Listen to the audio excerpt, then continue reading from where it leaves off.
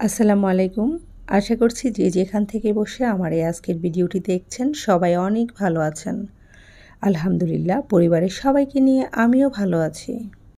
নতুন দিনের নতুন একটি ভিডিও শেয়ার করতে যাচ্ছি আর সেই ভিডিওতে আপনাদের সবাইকে ওয়েলকাম করছি। আমি আশা করছি বরাবরের মতো আমার আজকের ভিডিওটিও আপনাদের কাছে ভালো লাগবে আর ভালো লাগলে ভিডিওটিতে পুরো সময় জুড়ে আমার সাথেই থাকার অনুরোধ রইল। সেই সাথে অনুরোধ করছি সেই সব আপু ভাইয়াদের যারা পছন্দ করে আমার ভিডিওগুলো দেখে থাকেন বা আমার ভিডিও রিলিজের অপেক্ষায় থাকেন, আপনারা ভিডিওটি দেখা শুরু করার পূর্বে লাইক বাটনে প্রেস করে ভিডিওটি দেখা শুরু করবেন। এতে করে যেটা হবে আমার এই ভিডিওটি আপনাদের মতো যারা ফ্যামিলি ব্লগগুলো দেখতে পছন্দ করেন তাদের কাছে খুব সহজেই পৌঁছে যাবে। আর যারা অলরেডি এই কাজটি করে ফেলেছেন তাদেরকে অসংখ্য ধন্যবাদ জানাচ্ছি। গত ব্লগে আপনারা আমাকে অনেক সুন্দর সুন্দর কমেন্ট করেছেন, সেই সাথে এখন আমার চ্যানেলে নতুন অনেক আপু ভাইয়ারা যুক্ত হচ্ছেন আর অনেক ভালোবেসে আমার ব্লগগুলো দেখছেন। এর মধ্যে ম্যাক্সিমাম কমেন্ট ছিল আপনার ব্লগ নিয়মিত দেখা হয় কিন্তু কখনো কমেন্ট করা হয় না।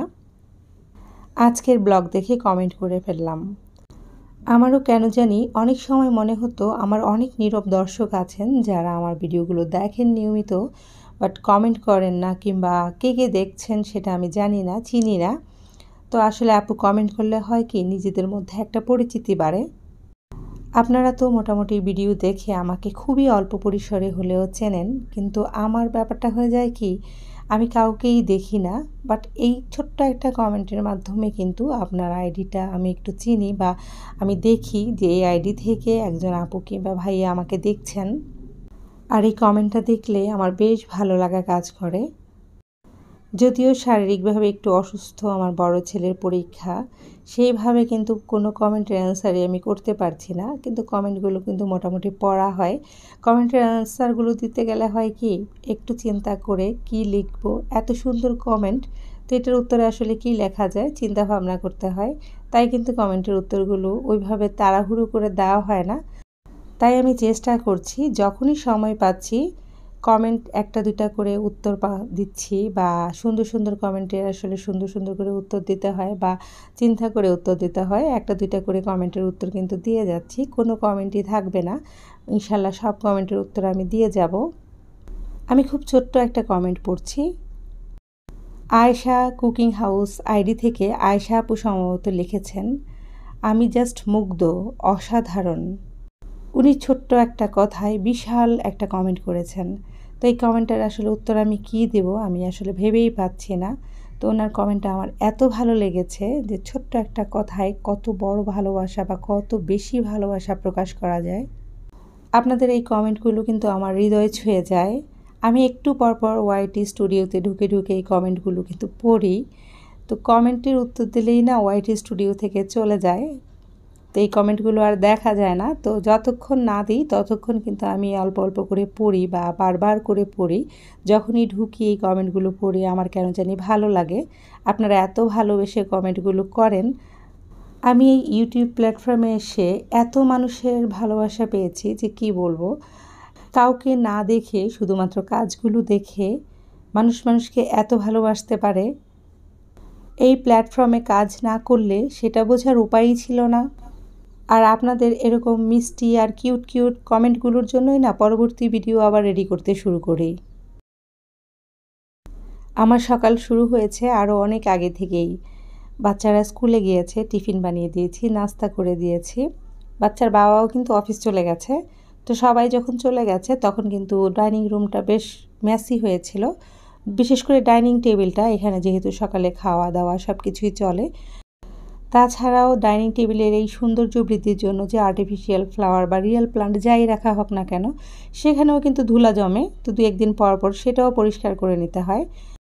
প্রথমে চিন্তা করেছিলাম ডাইনিং টেবিলটা ক্লিন করে নেই, তো প্রতিদিনই তো ক্লিন করা হয়, তো আজকে ভাবলাম যে এই ফ্লাওয়ারটা মুছে পরিষ্কার করে নেই। তারপর দেখলাম যে আমার ওভেন র্যাক, ফ্রিজের উপরে সব কিছুতেই না অল্প ধুলা পড়ে গেছে। তো সেগুলো আস্তে ক্লিন করে নিয়েছি আপনাদের সাথে কথা বলতে। আর কথা বলতে অল্প সময়ের মধ্যে এই কাজগুলো কিন্তু শেষ হয়ে গেছে। এখন ডাইনিং টেবিলটাও ক্লিন করে নিলাম। সেই সাথে বোতল গ্লাস সব কিছুই আমি কিন্তু ধুয়ে নিয়ে এসেছি। তো নাস্তা খাওয়ার পরে সব কিছু একবার করে ক্লিন করে তারপর কিন্তু আবার টেবিলে রাখা হয়। সেই সাথে টেবিলটাও ভালোভাবে মুছে নিচ্ছি। সকালবেলায় নাস্তা করার পর ওরা যখন বাসা থেকে বের হয়ে যায়, ডাইনিং টেবিলটার দিকে না তাকানো যায় না। তো ডাইনিং রুমের মধ্যমণি কিন্তু এই ডাইনিং টেবিলটাই থাকে, তাই সবার আগে এটাই গুছিয়ে নেই। আর ডাইনিং টেবিল গুছাতে গুছাতে মনে হলো অনেক কিছুই ময়লা হয়ে আছে, তো সেগুলো একটু মুছে নিচ্ছি। খুব বেশি ময়লা হয়ে গেলে না আমারই কষ্ট হয়, তো অল্প অল্প যখন ময়লা থাকে তো 2-1 দিন পর পর এগুলো একটু মুছে নেই। তো ডাইনিং টেবিলের সাথে সাথে ডাইনিং চেয়ারগুলোও একটু মুছে নিচ্ছি। এরই মধ্যে ডাইনিং টেবিলে যে জিনিসপত্রগুলো আছে সবগুলো মুছে নিয়েছি, সেই সাথে ডাইনিং টেবিল ডাইনিং চেয়ার সবই মোছা হয়ে গেছে। তো মোটামুটি ডাইনিং টেবিলটা ক্লিন করে কিন্তু আমি বেডরুমগুলোও একটু ক্লিন করে নিয়েছি। ওইভাবে যে খুব মোছামুছি করেছি সেটা না, বেডগুলো গুছিয়ে নিয়েছি। অগুছালো কাপড় চাপড় সব পড়েছিল সেগুলো গুছিয়ে নিয়েছি অফ ক্যামেরায়। তো সব দেখাতে গেলে দেখা যাবে ভিডিওটা অনেক লং হয়ে যায়। এমনিতেই আজকে আমার ভিডিওটা অনেক লং, আজকে অনেক বেশি বড় হয়ে গেছে। আমার আপুদের কষ্ট হয়ে যাবে পুরো ভিডিওটি দেখতে। তো সব রুমগুলো গুছিয়ে নিয়ে এখন আমি কিচেনে চলে এসেছি। কিচেনে আর একটু আগেই এসেছি, কুটা বাছাগুলো ছেড়ে নিয়েছি, সবজিগুলো কেটে বেছে ধুয়ে নিয়েছি। সেই সাথে সিঙ্কে কিছু প্লেট বাটি ছিল সেগুলোও ক্লিন করে তারপরে এখন আমি রান্না করতে এসেছি। আর রান্নার জন্য আজকে বেগুন ভাজি নিয়েছি, মানে বেগুন ভাজি করব। বেগুন কেটে নিয়েছি, এখন বেগুনগুলোতে আস্তে আস্তে মশলা লাগিয়ে নিচ্ছি। ইদানিং আমি একটু অসুস্থ থাকার কারণে, অসুস্থ বলতে আমার প্রেশারটা লো হয়ে যাচ্ছে, সেই সাথে অ্যাসিডিটির প্রবলেম দেখা দিচ্ছে। তো সেই কারণেই না আমি আর নাফিকে আনতে যাচ্ছি না। ইশফিকে নিয়ে কিন্তু দৌড়াদৌড়িটা আমার ঠিকই করতে হচ্ছে, কিন্তু এতবার বাইরে গেলে বা বাইরে আসা যাওয়া করলে, ঘরের কাজ করলে বেশি অসুস্থ হয়ে যাব। তার জন্যই কিন্তু আম্মা নাফিকে নিয়ে আসছে, মানে যতটুকু সাপোর্ট দেওয়া দরকার সেটা কিন্তু করছে। তো আম্মা নাফিকে নিয়ে আসছে, আর এই ফাঁকে কিন্তু আমি রান্নাটা শেষ করে ফেলছি।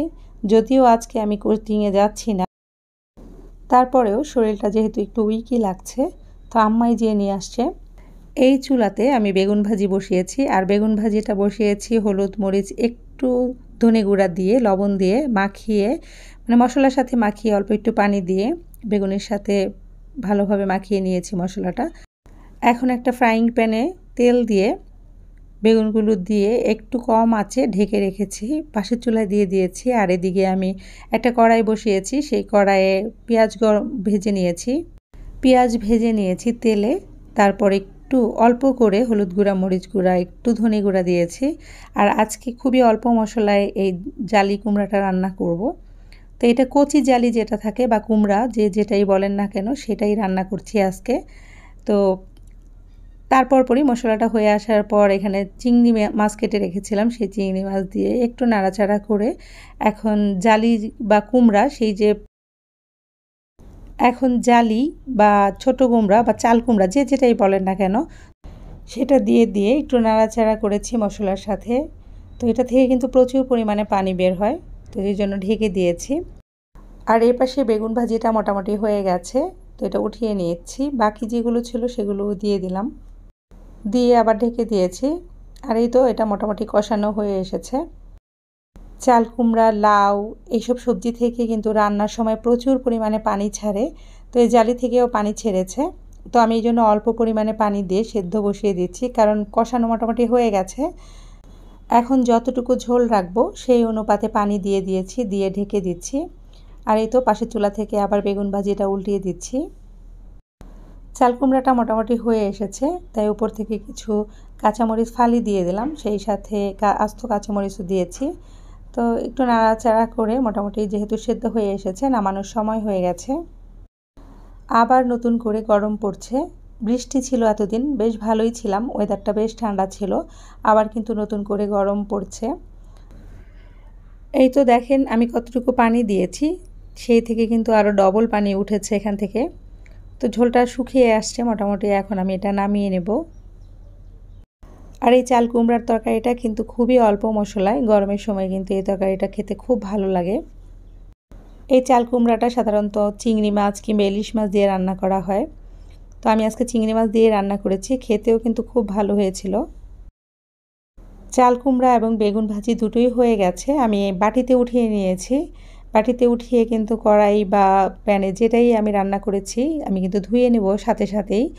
আর এদিকে আমি শুটকি মাছের ভুনা করব একটু। কিছুদিন যাবত না শরীরটা অনেক খারাপ যাচ্ছে, আর এজন্য না কোনো কিছু খেতেও ইচ্ছে করছে না। তো কেবলই মনে হচ্ছে শুটকি জাতীয় খাবার খেলে খুব ভালো লাগবে। তো করব করব করে না করা হচ্ছিল না। তো আজকে ফাইনালি ভাবলাম আজকে আমি শুটকির ভুনাটা করি। তো এইজন্য কিন্তু প্রথম তেল দিয়ে তেলের মধ্যে আমি কিছু চ্যাপা শুটকি ৬ থেকে ৭টি হবে চ্যাপা শুটকি ভেজে নিয়েছি।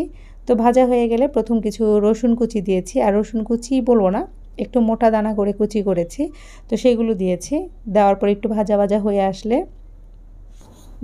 হয়ে আসলে আমি বেগুনের জন্য যে মশলাটা করেছিলাম সেই মশলাটা একটু রয়ে গেছে, সেটাই দিয়ে দিয়েছি। তো এই জন্য একটু লাল দেখা যাচ্ছে। তারপর পরেই পেঁয়াজ দিয়েছি, আর পেঁয়াজটা কিন্তু বেশ মোটা করে কেটেছি। তো সেই পেঁয়াজগুলো এখন দিয়ে দিলাম, দিয়ে একটু নাড়াচাড়া করে এখন আমি গুঁড়া মরিচগুলো বা গুঁড়া মশলাগুলো আমি মেশাবো। এখানে হলুদ গুঁড়া আর মরিচ গুঁড়া ইউজ করব, অন্য কোনো মশলা ইউজ করব না। তো এই তো হলুদ গুঁড়া আর মরিচ গুঁড়া দিয়েছি। তো দিয়ে সামান্য একটু পানি দিয়েছি যেন মশলাটা পুড়ে না যায়। পেঁয়াজ থেকেও কিন্তু পানি বের হবে। সেই সাথে কিছু কাঁচামরিচ ফালি দিয়ে এখন নেড়ে চেড়ে একটু ভাজা ভাজা করে নামিয়ে নেব। এই শুটকির ভুনাটা খেতে আমার কাছে খুবই ভালো লাগে। তো কিছুদিন যাবতই না করব করে করা হচ্ছে না। আর আমার একটু অ্যালার্জির প্রবলেম আছে, এজন্য দেখা যায় চ্যাপা শুটকিটা আমি খেতে পারি না। বেশ কিছুদিন খেলে দেখা যাবে যে অ্যালার্জি ফর্ম করবে বা অ্যালার্জি দেখা দিবে। তো তার জন্য কিন্তু আমি খেতে পারি না। তো তারপরেও যেহেতু খেতে ইচ্ছে করছে, তো আজকে মনে হলো খাই। আর এই চ্যাপা শুটকিটা কিন্তু আমাদের দিকে পাওয়া যায়, সচরাচর সব দিকেই পাওয়া যায়, তবে আমাদের দিকে ভালো চ্যাপা শুটকিটা পাওয়া যায়। তো সেটাই আমি আম্মাকে দিয়ে আনিয়েছিলাম। তো এই তো দুপুরের রান্না মোটামুটি শেষ। এখানে আমি চাল কুমড়া রান্না করেছি, বেগুন ভাজি আর শুটকি ভুনা করেছি। তারপর পরেই কিন্তু গোসল করে দুপুরে খাওয়া দাওয়া করে বাচ্চাদেরকে ঘুম পাড়িয়েছি। আজকে যেহেতু ইশফির কোচিং ছিল না, তো ও ঘুমিয়েছে, নাফিও ঘুমিয়েছে, আমিও সাথে একটু রেস্ট নিয়েছি। তো রেস্ট নিয়ে আবার কিন্তু আমি রান্নাঘরে চলে এসেছি।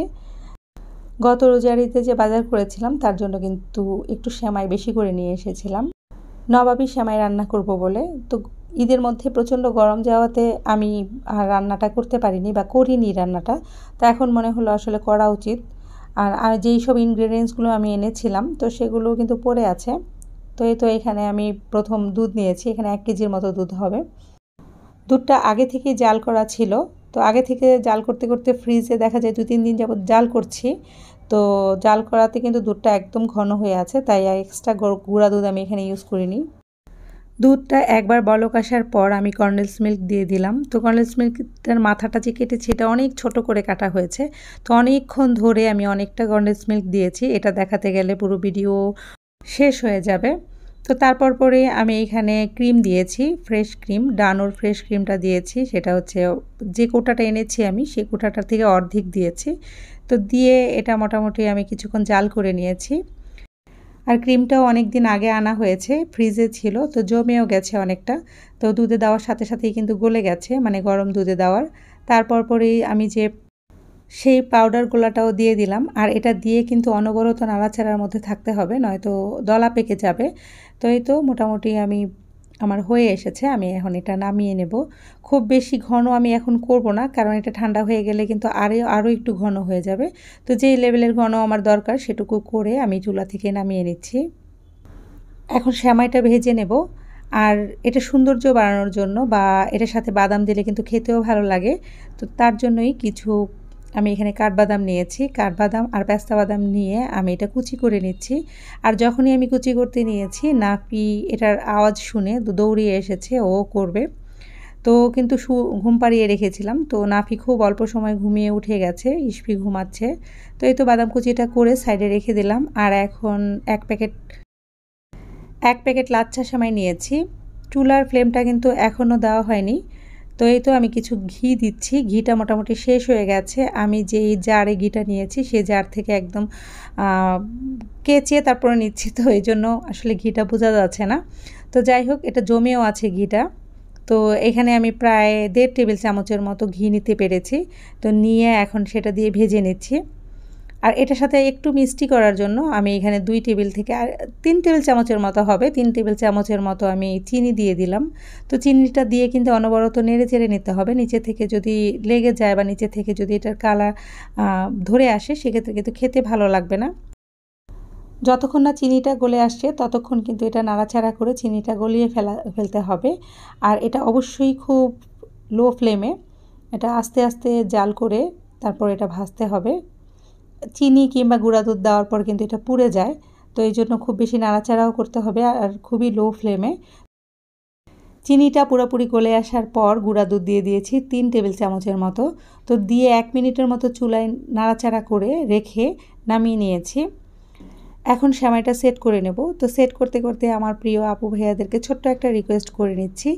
পুরো ভিডিওটি দেখার পর ভিডিওর কোনো অংশ যদি আপনাদের কাছে একটু ভালো লেগে থাকে একটা লাইক দিয়ে যেতে ভুলবেন না। আর যারা এই মুহূর্তে নতুন ভিজিট করছেন কিংবা এই ভিডিওটি দেখছেন, আপনাদের কাছে যদি ভিডিওটি ভালো লেগে থাকে, পরবর্তীতে যদি আপনি আমার চ্যানেলে এই ধরনের ভিডিও আরও দেখতে চান, তাহলে চ্যানেলটি সাবস্ক্রাইব করে আমার পাশেই থেকে যেতে পারেন। চ্যানেলটি সাবস্ক্রাইব করে পাশে থাকা বেল বাটনটি প্রেস করে অল অপশনটি প্রেস করে দেবেন। এতে করে আমি যখনই নতুন কোনো ভিডিও আপলোড করব আপনার কাছে নোটিফিকেশন চলে যাবে। প্রথম কিছু সেমাই দিয়ে আমি প্রথম একটা লেয়ার তৈরি করে নিয়েছি। প্রথম সেমাইটা আমি একটু চেপে চেপে দিয়েছি। তারপরেই যে ক্রিমটা তৈরি করেছি সেই ক্রিমটার মোটামুটি পুরো একটা লেয়ার দিয়ে দিয়েছি, একটু মোটা করে দিয়েছি। তারপর বাকি সেমাইটা উপর থেকে দিয়ে সেটাও সেট করে নিয়েছি। তো সমান করে সেট করে নিয়েছি। তারপর পরেই উপর থেকে যে কুচি করে বাদামগুলো রেখেছিলাম সেই বাদামগুলো উপর থেকে দিয়ে দিলাম। একটু ঠান্ডা হওয়ার পর আমি এটা র্যাপিং পেপার দিয়ে ঢেকে এখন ফ্রিজে সেট হতে দেব। আর এটা আজকে আমাদের সন্ধ্যার নাস্তা। সেই সাথে সাথে আপনাদের কাছে বিদায় নিয়ে নিচ্ছি। সবাই ভালো থাকবেন। পরবর্তী ভিডিও দেখার আমন্ত্রণ জানিয়ে বিদায় নিচ্ছি। আল্লাহ হাফেজ।